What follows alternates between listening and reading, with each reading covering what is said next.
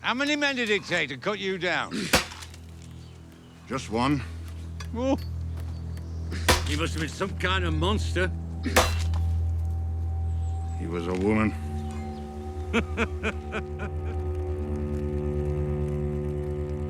I think suffering a near-death experience probably changes anyone, and that certainly has changed Sandor Clegane. He's a more thoughtful person than he was when we last saw him. He's probably more aware of his vulnerabilities. He knows how close he came to dying, and he's really thinking about his past in a way that he never had before. Never too late to stop robbing people, to stop killing people, start helping people. It's never too late to come back. You can feel the very subtle effect that Ray and his community are having on the Hound, and he's starting to see that there's perhaps a different way of living your life. What are you doing here? Well, we're talking about life. You? Protecting the people. The unfortunate, ugly reality is that the kind of pacifism that Ray is preaching is often suicidal when you're in the middle of the kind of world that they're all in. Something sad about the fact that this person who tried desperately to walk away from what he was is being given no real choice but to go full throttle back in the direction of what he really is, which is a killer. This isn't your fight. You shouldn't have to come to Winterfell with me. I shouldn't be asking you. But I need you with me if we're gonna beat them, and we need to beat them if you're gonna survive. Jon is not a wildling. Jon grew up in a castle raised by a noble father, but Jon has a much easier time with the kind of plain talk that the people north of the Wall resonate with. He died for us. If we are not willing to do the same for him, we deserve to be the last of the free folk.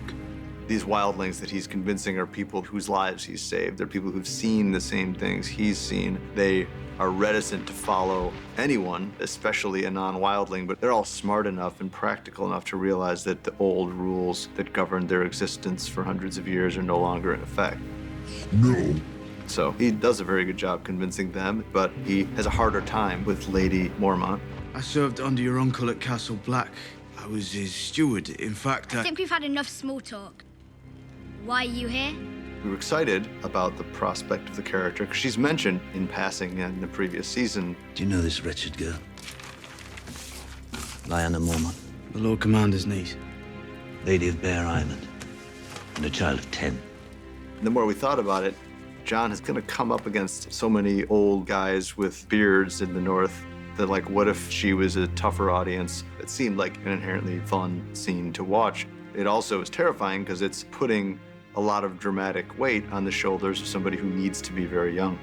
And we're very lucky to have found Bella because she is doing such a great job of just talking smack to these guys who are used to being the heroes who make proclamations. What you have to understand, my lady, is that I understand that I'm responsible for Bear Island and all who live here. So why should I sacrifice one more Mormont life for someone else's war?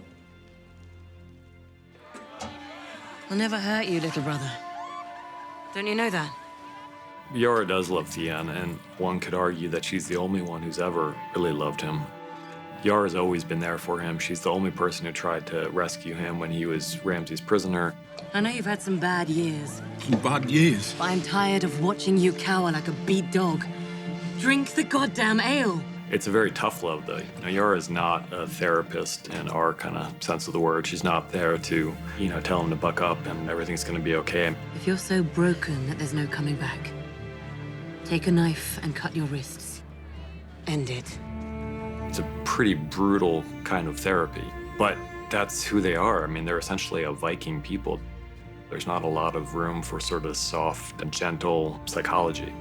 I think it's the kind of tough love that Theon needed at this point. And when he finally raises his eyes and looks into her eyes, we see a glimpse of the old Theon that had been lost for so long.